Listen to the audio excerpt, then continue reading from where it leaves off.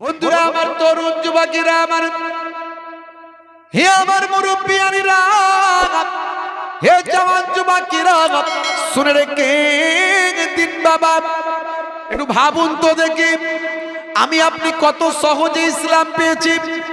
ছোট্টবেলায় বাচ্চাগুলো এখানে বসে বসে ওয়াজ শুনছে, জুম্মার দিনে মসজিদে যায়, কত সহজেরা আল্লাহর কথা শুনতে পারছে, নবীর কথা জানতে পারছে, নবীর মহাব্বতের কথা শুনতে পারছে, জানতে পারছে। কিন্তু মিস্টার ডিউ ডেভিস, তিনি হলেন হলিউডের বিখ্যাত একজন ফিল্ম স্টার। তিনি ছোট্ট থেকে কখনো আল্লাহর কথা শোনেননি, নবীর কথা কখনো জানেননি। শুধু তাই নয়, তিনি একজন ছোট্ট বয়স থেকে পিতামাতার সূত্রে একজন নাস্তিক ছিলেন। কোন রকম গড তিনি মানতেন না, কোন রকম প্রভু আছেন বলে তিনি বিশ্বাস করতেন না। ছোট্টবেলা থেকে তিনি শিশু শিল্পী হিসাবে হলিউডে তিনি কাজ করতেন, শিশু চরিত্রে অভিনয় করতেন বাবা। হে তরুণ যুবকেরা, কিন্তু ছোট্টবেলা থেকে তিনি একজন মেধা সম্পন্ন মানুষ ছিলেন, একজন বুদ্ধিমান বাচ্চা ছিলেন। ছোট্টবেলা থেকে হলিউডের সিস্টেম হলো, বাচ্চা যদি অভিনেত্রী অভিনেতার বাচ্চা যদি ছোট হয়, তাদের একটা অর্থ কেটে কেটে বাচ্চার জন্য রাখা হয়, পিএফের টাকার মতো জমিয়ে জমিয়ে রাখা হয়। ওই বাচ্চার যখন বয়স 18 বছর হয়, তখন তার অ্যাকাউন্টে টাকাটা জমা দেওয়া হয়। হে তরুণ যুবকেরা, হে আমার মুরব্বিয়ানেরা, এই যুবক অবস্থায় ভাই আমার সিনেমা জগতের আর্টিস্টের সন্তানেরা লক্ষ লক্ষ কোটি কোটি ডলারের মালিক হয়ে যায়। এর ফলে তাদের চরিত্র খারাপ হয়ে যায়, অন্যায় পদে তারা ধাবিত হয়ে যায়। কিন্তু ভাই আমার মিস্টার ডিউ ডেভিস ছোট্টবেলা থেকে একজন এমন মেধা সম্পন্ন বাচ্চা ছিল যে তিনি তার অত টাকার মালিক হলেন 18 বছর বয়সে। যেহেতু তার পিতা মাতা দুজনই অভিনয় জগতে কাজ করতেন, পিতা হলেন অ্যাক্টর, মা হলেন মিউজিশিয়ান। হে তরুণ যুবকেরা, এত টাকার মালিক হয়েও তিনি কিন্তু অপচয় টাকাকে নষ্ট করলেন না, বরং মেধা সম্পন্ন মেধা দিয়ে বুদ্ধি দিয়ে কাজ করলেন। হে তরুণ যুবকেরা, অল্প দিনের মধ্যে সারা পৃথিবীতে তার নাম ছড়িয়ে গেল। মিস্টার ডিউ ডেভিসের একজন হলিউডের বিখ্যাত ফিল্ম স্টার।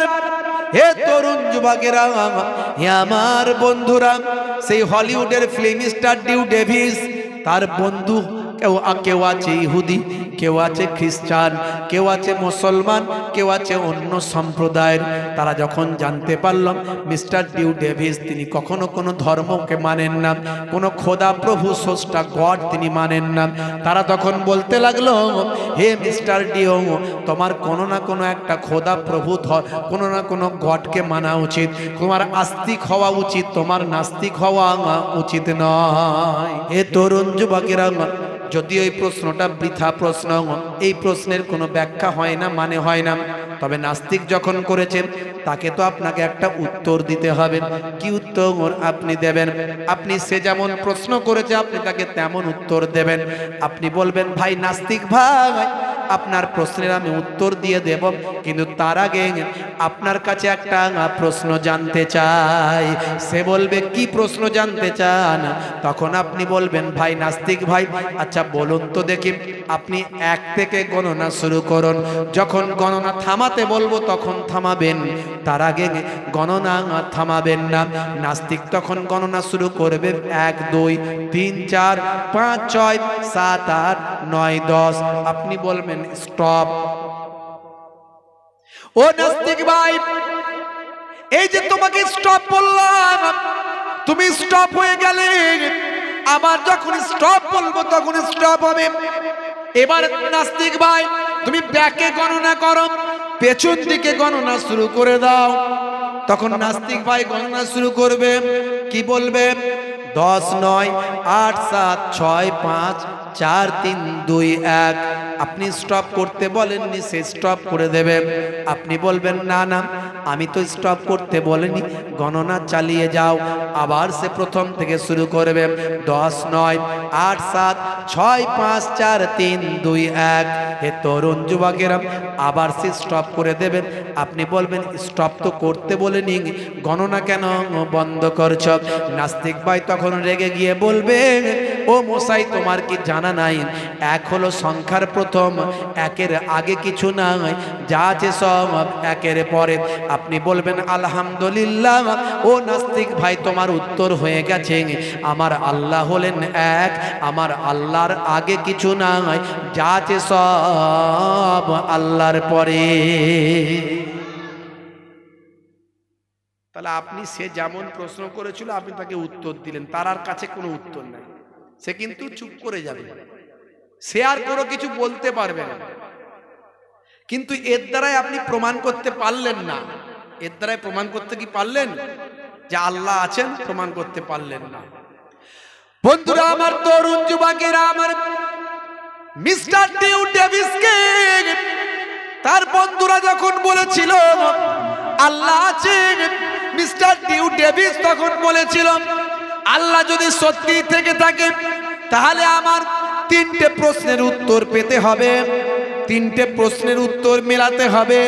যদি আল্লাহ সত্যি থেকে থাকে, এক নাম্বার আমার প্রশ্ন হলো আল্লাহ যদি থাকেন, আল্লাহর পক্ষ থেকে একটা গ্রন্থ পৃথিবীর মাটিতে আসবে, সেই গ্রন্থটা হবে সংরক্ষিত, যে গ্রন্থটাকে সংরক্ষণ করে রাখা হয়েছে, অর্থাৎ শত শত বছর চলে গেলেও সেই গ্রন্থের মধ্যে কোনো সংশোধন সংযোজন নাই, সেই গ্রন্থের মধ্যে কেউ আগুন লাগাতে পারে না, সেই গ্রন্থের মধ্যে কেউ কলম চালাতে পারে না। এই রকম সংরক্ষিত গ্রন্থ একটা থাকবে।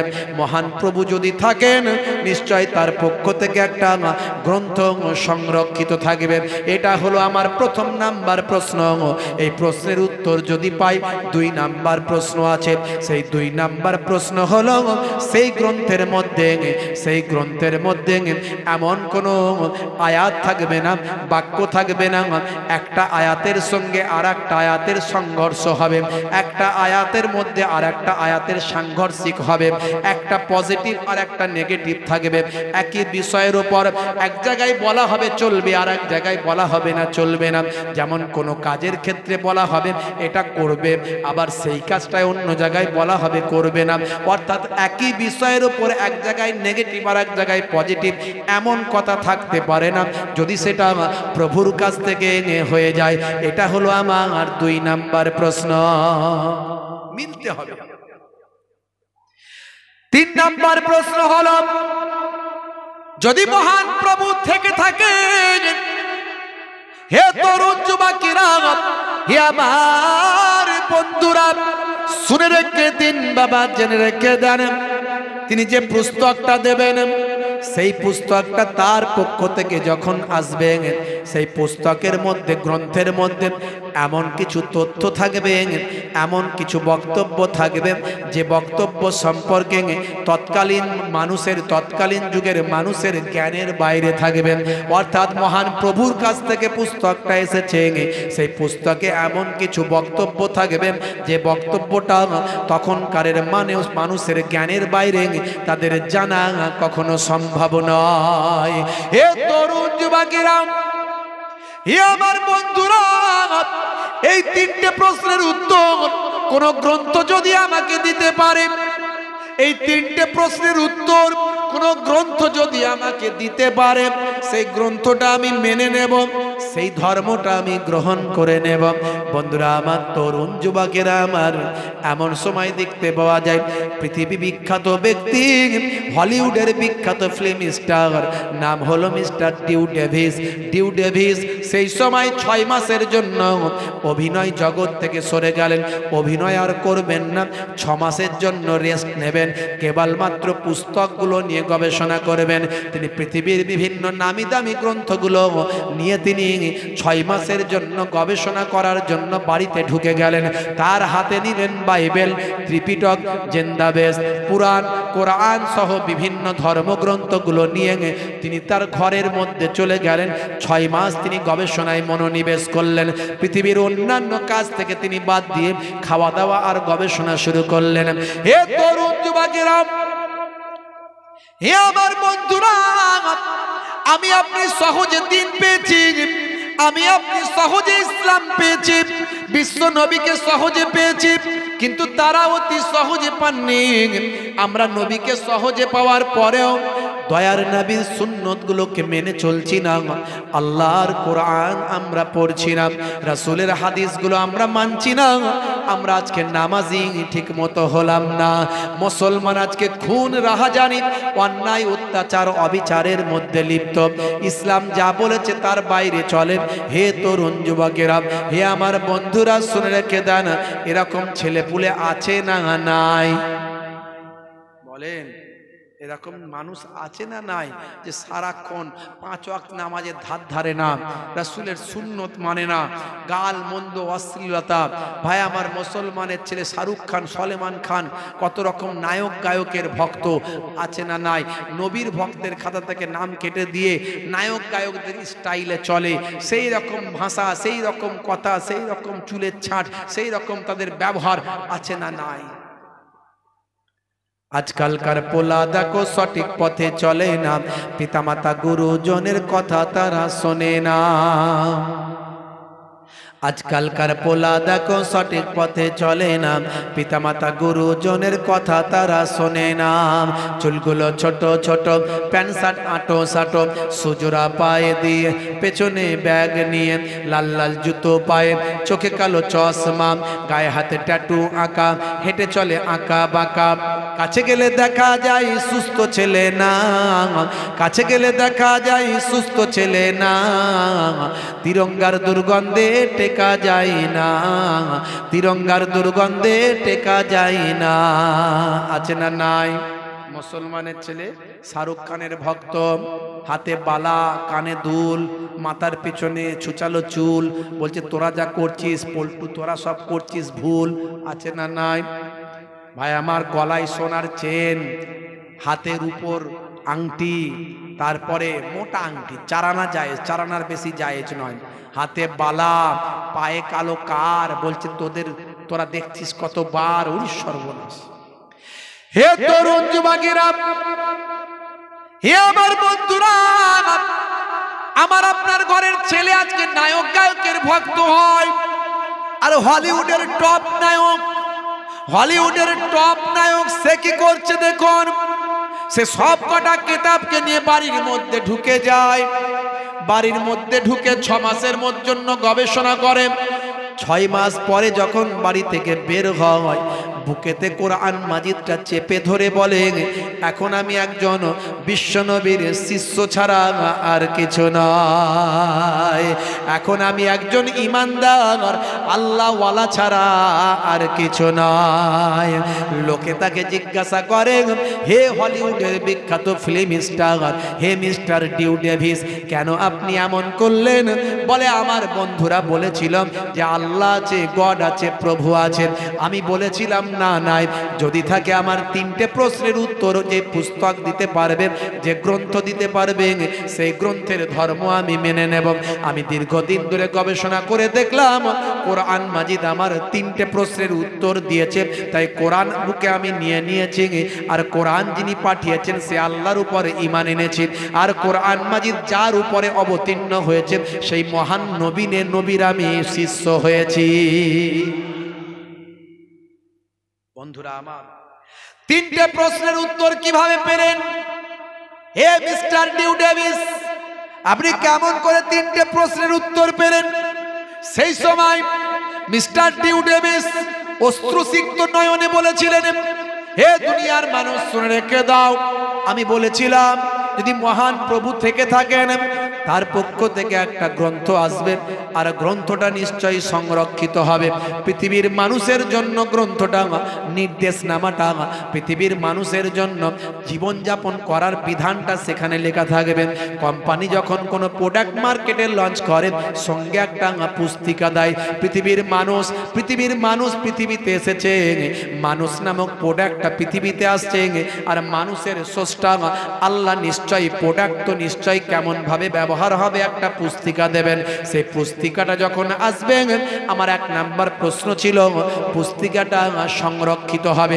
আমি দীর্ঘদিন ধরে গবেষণা করে দেখলাম এই পুস্তিকাটা 1450 বছর ধরে সংরক্ষিত অবস্থায় আছে।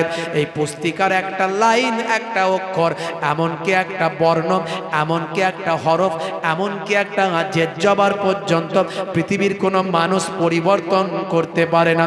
আর এই পুস্তিকাটা এমন ভাবে সংরক্ষিত আছে, কোটি কোটি পৃথিবীর বুকে কোটি কোটি হাফেজের বুকেতে সংরক্ষিত আছে। জোরে হবে না? পৃথিবীর বুকে যদি সমস্ত কোরআন মাজিদ গুলো নিয়ে জ্বালিয়ে দেওয়া হয়, কোরআন মাজিদ কি সব ধ্বংস হয়ে যাবে? জোরে বলেন হবে? সব কটা কোরআন মাজিদকে ভারতবর্ষ থেকে নিয়ে যদি গঙ্গা নদীতে ফেলে দেওয়া হয়, পৃথিবীর বুক থেকে, ভারতবর্ষের বুক থেকে কোরআন মাজিদ বিলুপ্ত হয়ে যাবে? না না, হবে না। যদি আগুন লেগে ধ্বংস হয়ে যায় পৃথিবীর সব বইয়ের দোকান,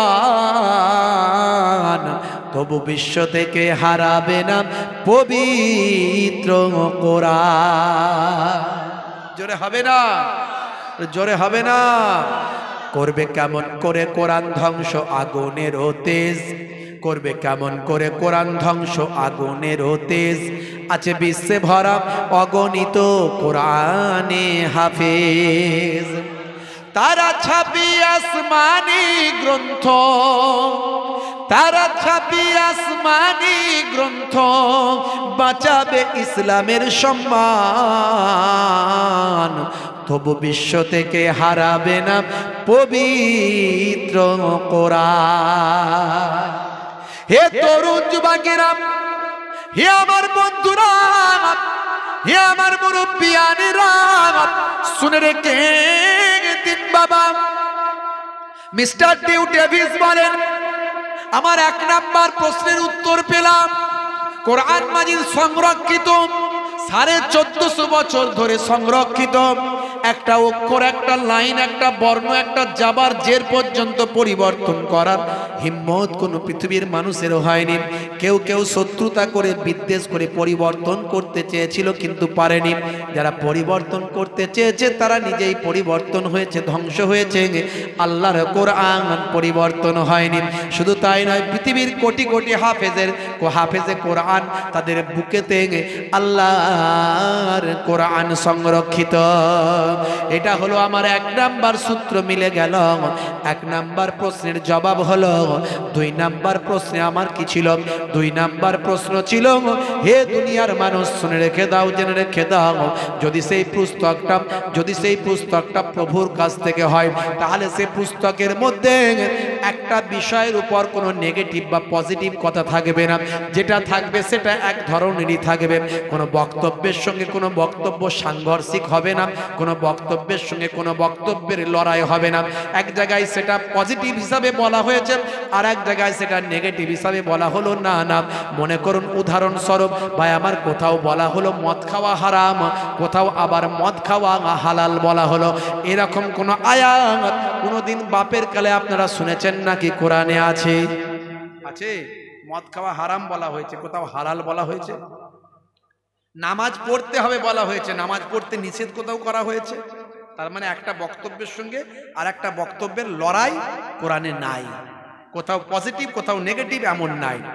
হে তরুণ যুবকেরা, মিস্টার ডিউ ডেভিস বলেন, আমার 2 নাম্বার প্রশ্নের উত্তরও পেয়েছি।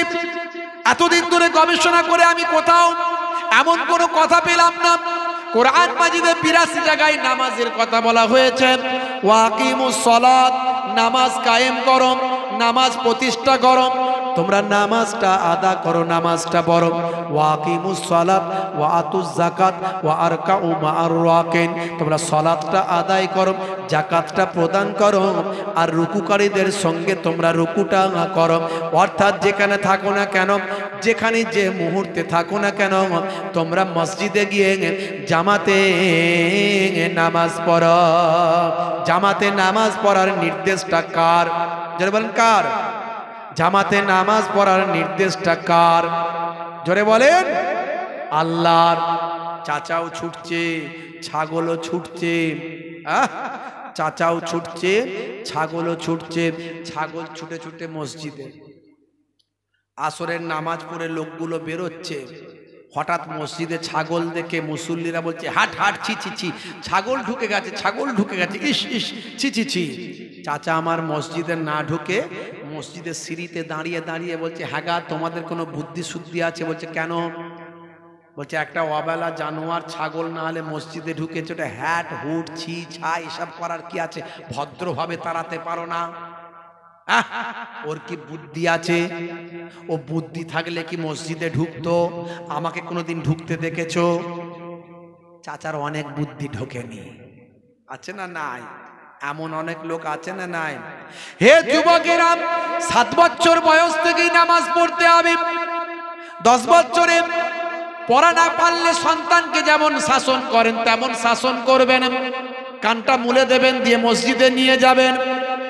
1 ঘন্টা যদি নামাজে দেওয়া হয়, 12 মিনিট করে সময় লাগে 5 ওয়াক্তের নামাজ পড়তে। 1 ঘন্টা যদি নামাজে দেওয়া হয়, আমার আল্লাহ আপনার 23 ঘন্টা সাকসেসফুল করে দেবেন।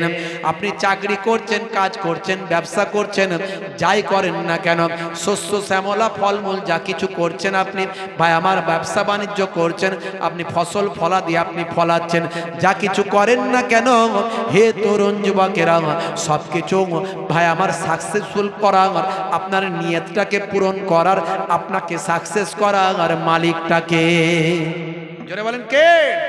আল্লাহ। সে আল্লাহর হুকুম হলো নামাজ, নামাজ ছাড়বেন না। অন্ধ বলেছিল, হুজুর আমি তো অন্ধ মানুষ, আমার জন্য কি জামাতে নামাজ ছাড় আছে? আমি কি বাড়িতে নামাজ পড়তে পারি? আল্লাহর নবী বললেন, হে অন্ধ, তুমি আজান শুনতে পাও? বলে হ্যাঁ। অন্যান্য কাজগুলো করতে পারো আস্তে আস্তে? বলে হ্যাঁ।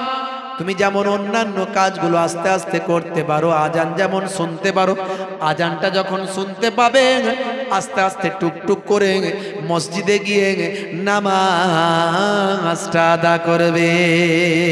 নামাজের ক্ষেত্রে জামাতে নামাজে ছাড় নাই। মুসলমানের ছেলে নামাজে যায় না, মসজিদে আছে না নাই? নামাজ ছেড়ে দেবেন না। নামাজের ওয়াক্তটা হবে যখনই, মসজিদে চলে যাও তুমি তখনই। জোরে হবে না? নামাজের ওয়াক্তটা হবে যখনই, মসজিদে চলে যাও তুমি তখনই। ছাড়ো এবার, ছাড়ো ছাড়ো এবার, ছাড়ো এবার, ছাড়ো এই কাজ তোমারই। নামাজের ওয়াক্তটা হবে যখনই, মসজিদে চলে যাও তুমি তখনই। তোমার আমার বাঁচার তরে, তোমার বাঁচা আর তোমার মরণ লেখেন মোর প্রভু আমারি। নামাজের ওয়াক্তটা হবে যখনই, মসজিদে চলে যাও তুমি তখনই। জোরে হবে না? ফজরের সময় ঘুমিয়ে থাকি, জোহরে কি দেব কাজে ফাঁকি। ফজরের সময় ঘুমিয়ে থাকি, জোহরে কি দেব কাজে ফাঁকি। রাখো এসব, রাখো রাখো এসব, রাখো এসব, রাখো কথা তোমারি। আসরার মাগরিব হেলা করি, আসরার মাগরিব হেলা করি, দোকানার আড্ডায় সময়টা দিন। মরলে তোমাকে যেতে হবে মাটির নিচে ঘর তোমারে। নামাজের ওয়াক্তটা হবে যখনই, মসজিদে চলে যাও তুমি তখনই। জোরে হবে না? জোরে হবে না? এসার সময় ঘুমিয়ে পড়ি, শরীরটা ক্লান্ত মেলিয়ে দি। হুজুর সারাদিন খাটাখাটনি করা শরীর কি করব বলুন? সন্ধ্যাবেলা ভোগ লেগে যায়, খেয়ে নি আর ঘুমিয়ে পড়ি। আল্লাহর দরবারে এসব যুক্তি চলবে? বলেন চলবে? চলবে না। এসার সময় ঘুমিয়ে পড়ি, শরীরটা ক্লান্ত মেলিয়ে দি। না না এসব বলো না, এসব বলো না, এসব বলো না বান্দা তুমি। রুটি রুজি দিচ্ছে যিনি, জীবন মরণের মালিক তিনি। রুটি রুজি দেওয়ার মালিককে? কাজ করলি হবে নাকি? ইনকাম হবে কাজ করলি? কাজ খারাপ হয়ে গেল, পয়সা দেবে? দেবে না। চাষ করলি ফসল পাবেন, চাষ খারাপ হয়ে গেল, অতিবৃষ্টি অনাবৃষ্টি ঝড় ঝটিকা বন্যা হয়ে গেল, ব্যাস শেষ। তাহলে রুটি রুজি দেওয়ার মালিককে? বলেন কে? সে আল্লাহর হুকুমটা দিনে 1 ঘন্টা পালন করতে পারবো না, 5 ওয়াক্ত নামাজ পড়লে 1 ঘন্টা, 23 ঘন্টা সাকসেসফুল আল্লাহ করবেন। রুটি রুজি দিচ্ছে যিনি, জীবন মরণের মালিক তিনি, তোমায় আমায় জীবন দিয়ে ভালো রেখেছেন প্রভু আমারই। নামাজের ওয়াক্তটা হবে যখনই, মসজিদে চলে যাও তুমি তখনই। জয় হবে না? জোরে হবে না? হে তরুণ যুবকেরা, হে আমার বন্ধুরা, শুনে রেখে দিন বাবা, জেনে রেখে দেন। মিস্টার ডিউ ডেভিসের কথা বলছিলাম। মিস্টার ডিউ ডেভিস বাবা, হে তরুণ যুবকেরা, তার 2 নাম্বার প্রশ্নের উত্তরটা মিলে গেছে। বাকি রয়েছে কটা? জোরে বলেন কটা? শুনছেন তো নাকি? এই ওয়াজ বোঝা যাচ্ছে? ভাইরা আমার, একটু ঠান্ডা মাথায় বুঝবেন, কাজে লাগবে। একটু অন্তত মাথার মধ্যে ঘুরপাক খাবে যে সত্যি তো ভাবার দরকার আছে। আমি এর আগেও বলেছি, আজও বলছি, আমার আল্লাহ জানিয়ে দিয়েছেন, বাল তুসিরুনাল হায়াতাদ দুনিয়া ওয়াল আখিরাতু খায়রু ওয়া আবকা। এই দুনিয়া তোমাদের জন্য অল্প দিনের, পরকালটা হলো চিরস্থায়ী, সেখানে মৃত্যু হবে না। একটা দিন হবে 50,000 বছর। সেই তুলনায় এই দিনটা আপনার কাছে কয়েক মিনিট, কয়েক সেকেন্ড। এই 50 বছর 60 বছর বাঁচছেন তো, 50,000 বছরের কাছে মাত্র কয়েক মিনিট, কয়েক সেকেন্ড। একটা স্বপ্নের মতো। আমি প্রথমেই বলেছি আপনাকে, কেন নামাজ ছেড়ে দিয়েছেন? আজ থেকে ওয়াদা করুন নামাজ ছাড়বেন না। আপনি ওয়াদা করুন, তওবা করে নিন, তওবা আল্লাহ কবুল করবেন, জীবনের গুনাহ আল্লাহ মাফ করে দেবেন। আপনি তওবা করে কাল থেকে মসজিদে চলে যান। কাজা হলে কাজা পড়বেন। নামাজ জানেন না, ইমাম সাহেবের কাছে শিখবেন। ইমাম সাহেব, লজ্জা করবেন না, আল্লাহর কাছে লজ্জা চলবে না। জানিনি বললে হবে না, সব জেনেছিল, এটা জানুনি কেন? কাজ কারবার, ব্যবসা বাণিজ্য, চাকরি বাকরি, চাষ আবাদ, হ্যাঁ, সব নিজেরটা বুঝেছিলে, জায়গা জমি সম্পত্তি। আর নামাজের বেলায় আল্লাহ জানি না, আল্লাহ বলবে ছাড়বো না, ওসব কথা শুনবো। এই ফারিস্তা, যাও নিয়ে যাও। বুঝতে পারছি? হে তরুণ যুবকেরা, হে আমার বন্ধুরা, শুনে রেখে দিন বাবা, জেনে রেখে দেন। হে মুসলমান, দেখুন বাবা, আমি আপনি মুসলমান ঘরের সন্তান। মিস্টার ডিউ ডেভিস তিনি তো মুসলমান ঘরের সন্তান ছিলেন না। কত কষ্ট করে ঈমান পেলেন, কত কষ্ট করে কালেমা পেলেন, নবী পেলেন।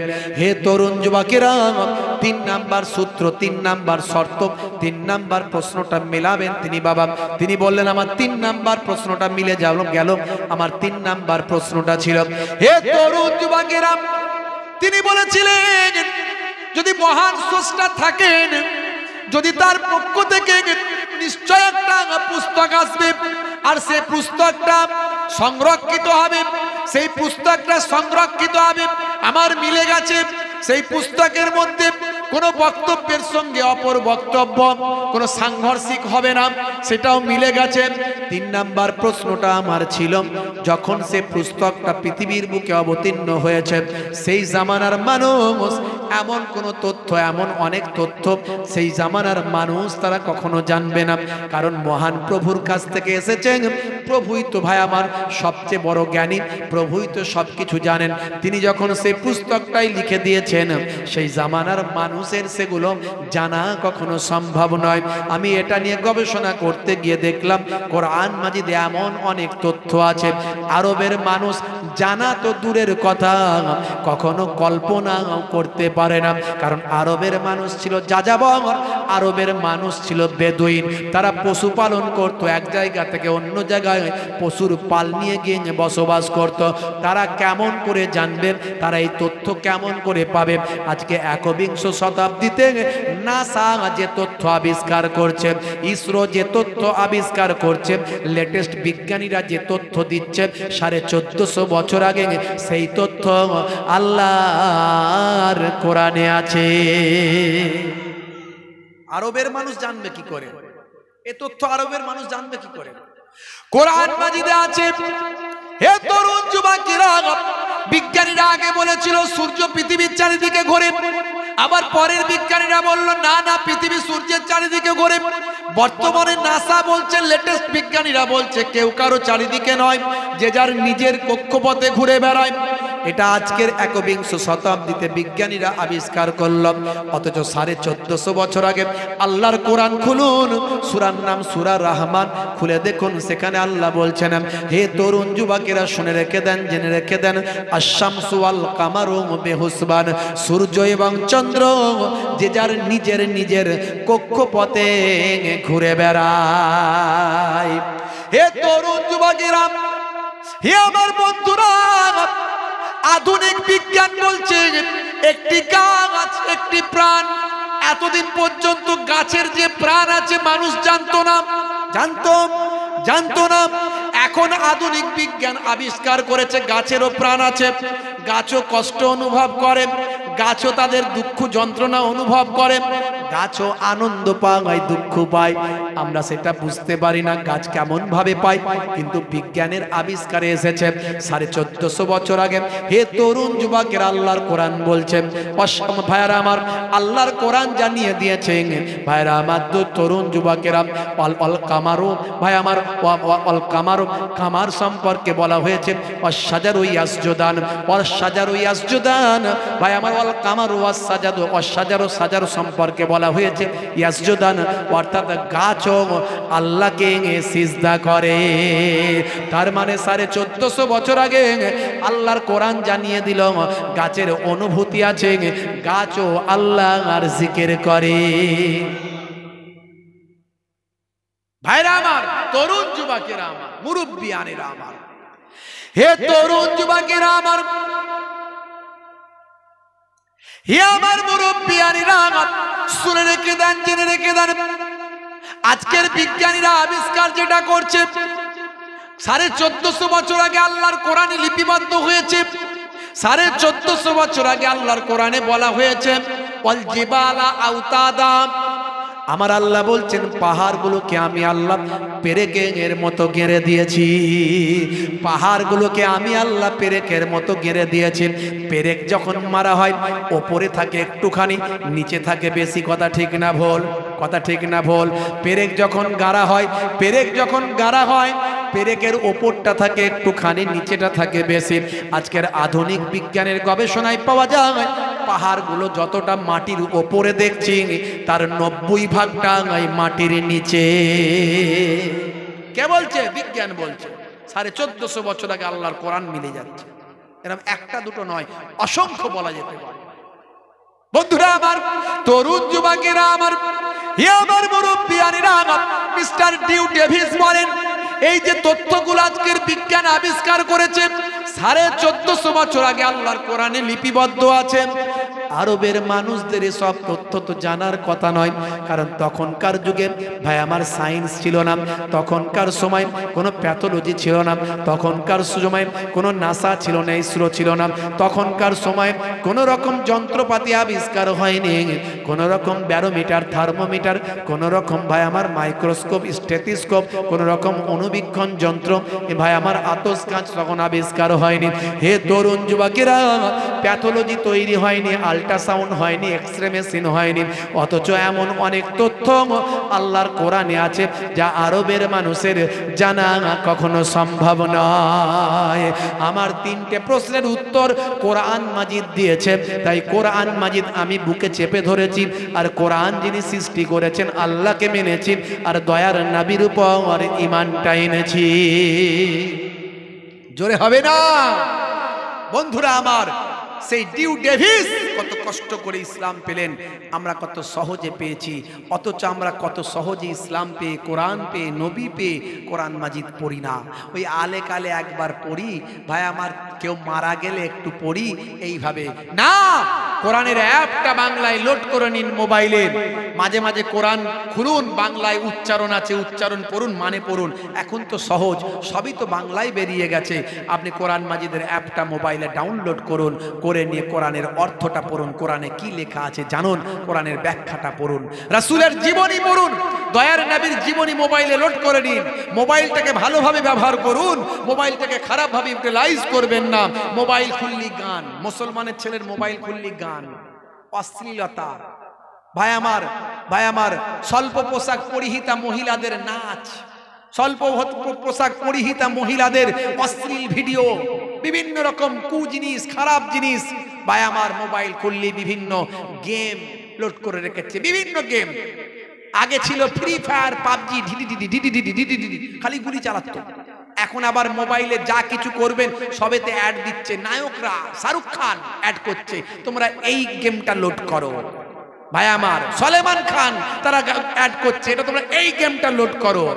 বিরাট কোহলি আরো কি কি সব নায়ক খেলোয়াড় কি যেন আছে, আমাকে বলেছিল কদিন ধরে, সব ভুলে গেছে, বুঝতে পারছো? এই যে কি রামি নাকি রামি রামি রামি কি গো বলো না একটু, কি সব এই সব লোড করো। সারাক্ষণ ছেলে পুলে এই সব টাস লোড করছে, এই সব লোড করছে, এই সব খেলছে, খেলে খেলে জীবন শেষ বরবাদ করে ফেললো। যত ইন্টারনেট, যত পয়সা সব মোবাইলে ঢুকিয়ে দিল।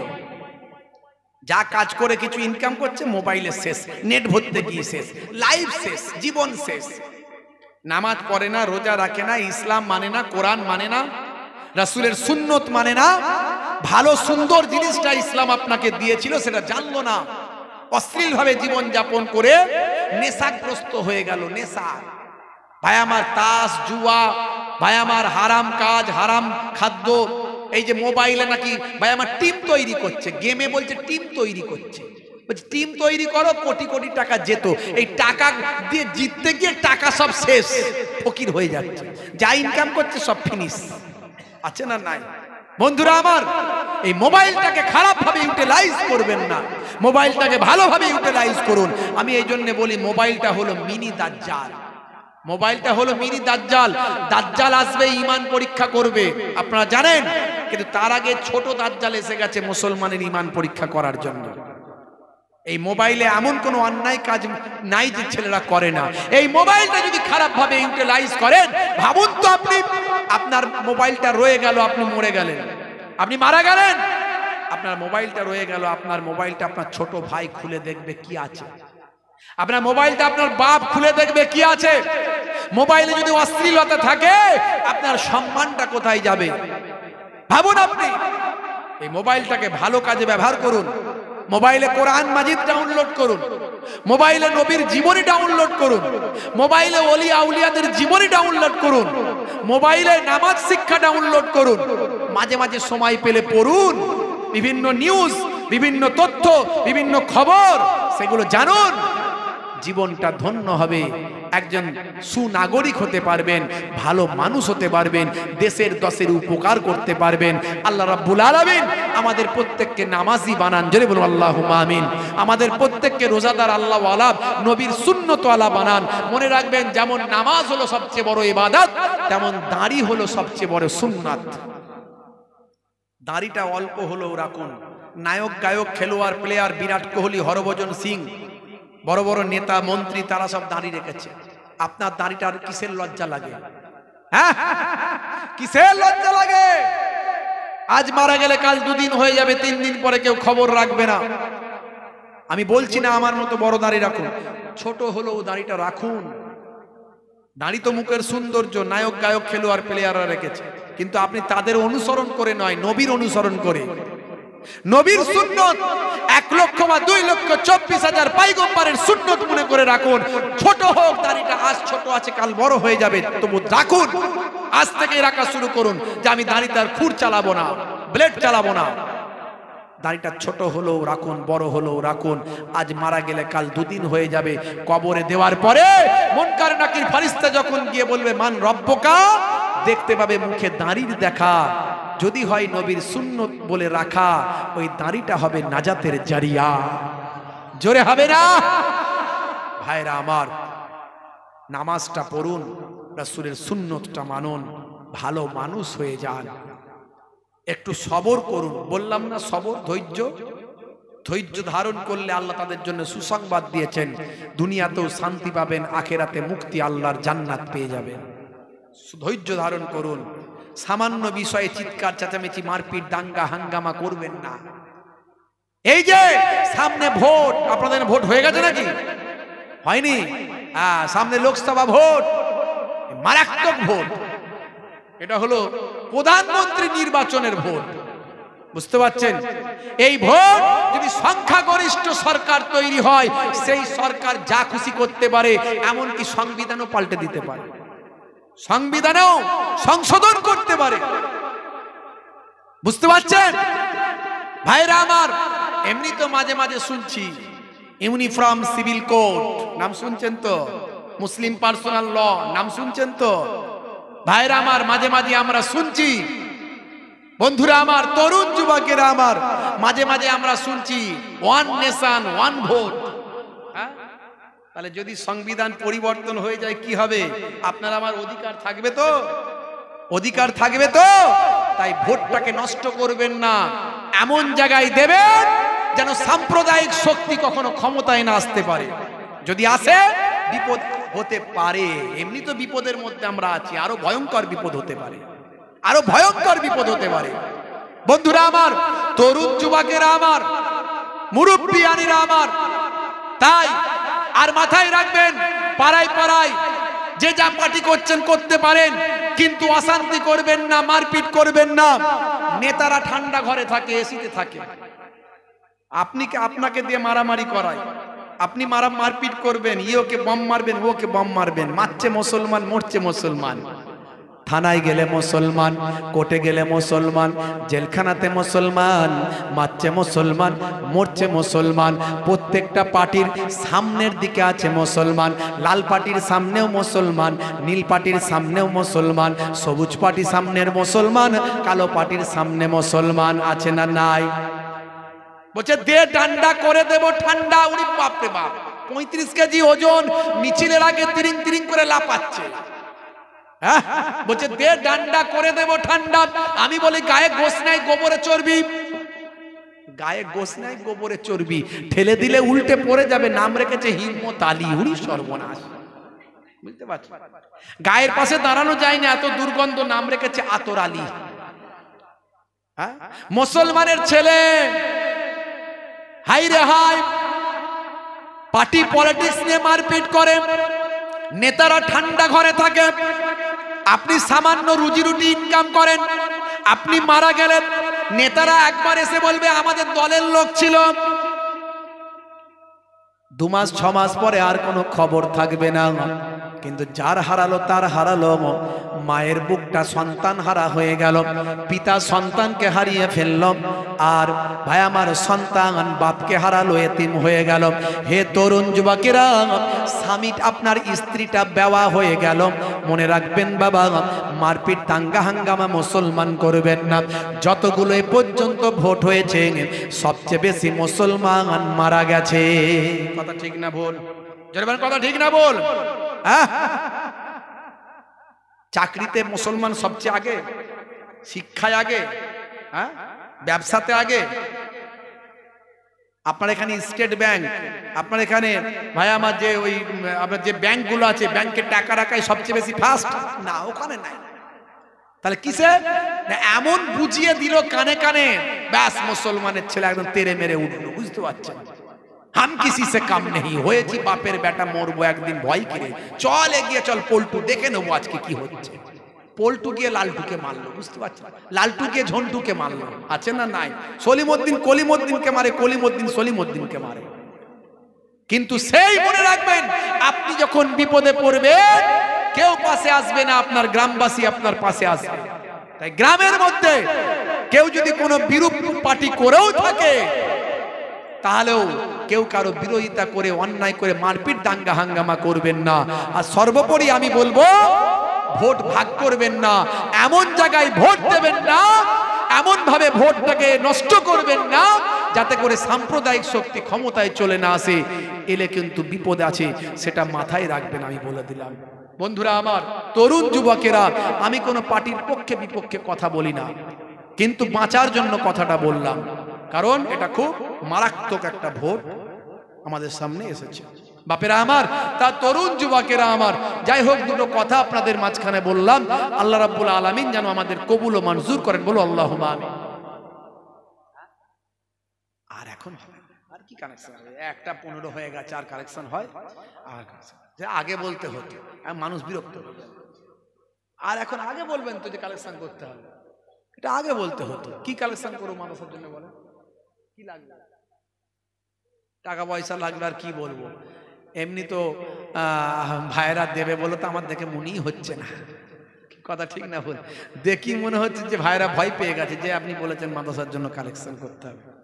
মাদ্রাসার জন্য 10,000 টাকা দেওয়ার কেউ আছে? 10,000 বলছেন হুজুর? 1,000 দেওয়ার লোককে পাওয়া মুশকিল ব্যাপার আছে। আপনারা দিয়েছেন বলেই হয়েছে, কথা ঠিক না? আপনারা না দিলে কি হয়? হবে, আপনারা দেবেন ভাইরা আমার, নিশ্চয় দেবেন। তবে আমি আজকে আর কালেকশন করতে পারছি না, কারণ সময় এমনি পার হয়ে গেছে, টাইম পার হয়ে গেছে। এমনি 1টা পর্যন্ত টাইম, 1টা 10-5 হয়ে গেছে। আমাকে আগে কানে কানে বললে একটু তবু চেষ্টা করতাম। আর এই অল্প মানুষে কি কালেকশন হবে, তাই না ভাইরা আমার? তবে যদি আপনারা কেউ দেন, আচ্ছা বলতে পারেন 5,000 টাকা কেউ মাদ্রাসার জন্য বলবেন, আছেন কেউ? 1,000 টাকা করে 8 জন হবে, 1,000 টাকা করে 8 জন। যিনি প্রথম হাত তুলবেন আল্লাহ তাকে ডবল সওয়াব দেবেন। আছেন কেউ? হবে না, এতক্ষণ আজ করলাম, দান করলে কমে না। আছেন কেউ? 8 জনকে চেয়েছি 1,000 টাকা করে।